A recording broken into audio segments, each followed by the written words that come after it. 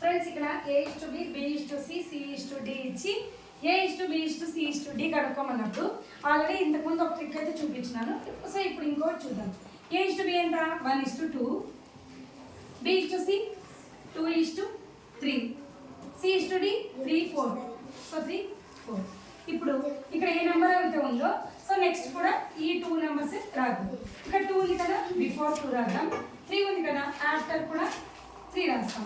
ఇక్కడ 3 ఉంది కదా, ఈ 2 ఎడ్జెస్ లో కూడా 3, 3. ఇప్పుడు ఇది మల్టిప్లై చేద్దాం. 1 2 జా 2, 2 3 జా 6, 2 2 జా 4, 4 3 జా 12, 2 3 జా 6, 6 3 జా 18, 2 3 జా 6, 6 4 జా 24. సో ఇవన్నీ కూడా 3 తో మనకి మల్టిప్లై అవుతాయి కాబట్టి 3 2 జా 6, 3 4 జా 12, 3 6 జా 18, 3 8 జా 24. So A:B, C:D.